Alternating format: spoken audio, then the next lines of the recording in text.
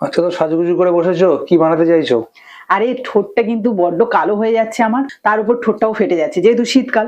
তো ভাবলাম যে একদম ঘরোয়া রেমেডি দিয়ে দারুণ একটা লিপ বাম বানাই। তার জন্য দেখো এই যে লাল বিট নিয়ে লাল বিট দিয়ে এই রেমেডিটা তৈরি করলে যেমন ঠোঁটটা সফট থাকে তেমনই কিন্তু লাল হয়ে একদম যাবে। লাল হয়ে যায়। আর সেটা যদি জানতে চাও অবশ্যই কিন্তু সম্পূর্ণ ভিডিওটা দেখতে হবে।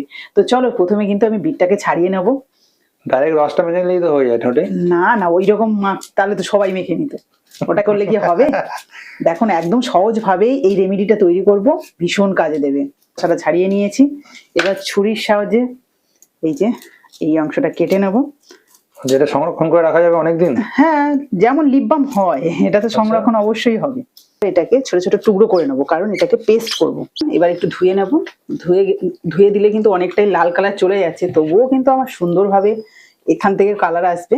তো দেখো এগুলোকে আমি মিক্সি জারের মধ্যে দিয়ে দেবো, আর এটাকে ফাইন পেস্ট করে নেবো। এটাকে ছেঁকে নেব। তোমরা ছাঁকুনি ব্যবহার করতে পারো, আমি কিন্তু একটা ওড়না ব্যবহার করেছি। কালার হয়েছে। এই জন্য তো বললাম, তো এটা লিপস্টিকও তৈরি করা যায়। এটা যেহেতু আমার ঠোঁটটা কালো হয়ে গেছে তার জন্যই লিপ বামটা তৈরি। এই দেখো, পুরো আলতার মতো। হ্যাঁ, পিওর একদম বিটের রস। হ্যাঁ, বিট মোটামুটি আমাদের স্কিনের জন্য যেমন ভালো, তেমনই কিন্তু শরীরের জন্য পারফেক্ট একদম। এখন প্রচুর পরিমাণে মানুষ বিটের জুস পান করছে, আমাদের শরীরে ফ্যাট রিমুভ করার জন্য কিন্তু বিটের রসটাও খুব কাজে।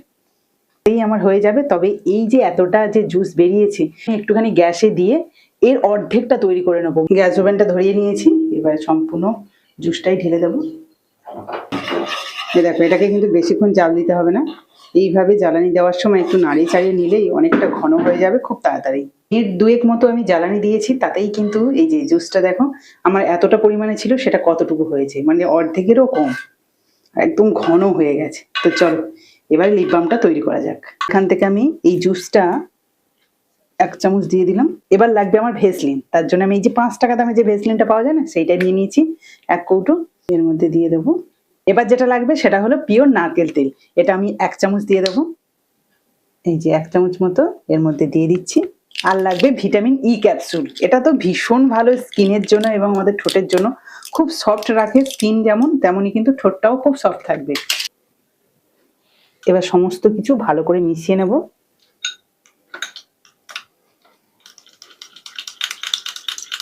এটাকে মেল্ট হতে দিতে হবে খুব ভালোভাবে, খুব ভালোভাবে কিন্তু মেল্ট করে নিলাম। এবার এটাকে তো সংরক্ষণ করে রাখতে হবে, তার জন্য কিন্তু ওই একইভাবে 5 টাকা দামের যে ভেসলিনের কৌটো রয়েছে তার মধ্যেই ভরে নেব।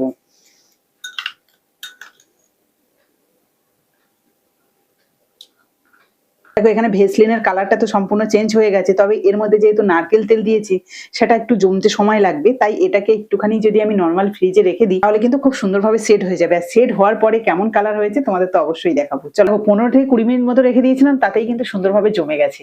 এবার আমি দেখবো কেমন কালার এসছে।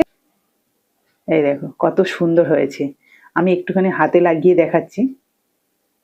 এই দেখো কত সুন্দর একটা কালার এসছে, এটা ঠোঁটে দিলে কালারটা কত সুন্দর আসবে বলো তো, দেখেই বুঝতে পারছো। তো যেটুকু লিপ বাম লাগিয়েছিলাম সেটাকে তুলে দিয়েছি, এবার আমি যেটা বানিয়েছি সেই লিপ বামটা একটু লাগিয়ে দেখি।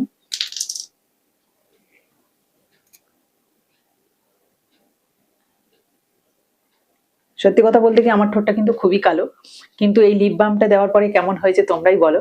কি একটু কালার মনে হচ্ছে? আর খুব সফট লাগবে কিন্তু, যেহেতু এর মধ্যে নারকেল তেল দেওয়া রয়েছে, ভেসলিনও রয়েছে, আর তার সাথে রয়েছে ভিটামিন ই ক্যাপসুল, এটা তো স্কিনটাকে খুব সফট রাখতে সাহায্য করে। আর তাছাড়া নারকেল তেলও রয়েছে, সবকিছু কিন্তু মিলেমিশে এই লিপ বামটা দারুণ হয়। আর কালারটাও যেমন সুন্দর এসছে তেমনি তো সফট থাকবেই, আমি বারবারই বলছি। এই যে ঘরোয়া লিপ বামটা তোমাদের কেমন লাগলো অবশ্যই কিন্তু একটা কমেন্টে জানিয়ে যেও, আর ভালো লাগলে প্লিজ বন্ধুদের সাথে প্রচুর প্রচুর শেয়ার করো। তো আজকের মতো টাটা।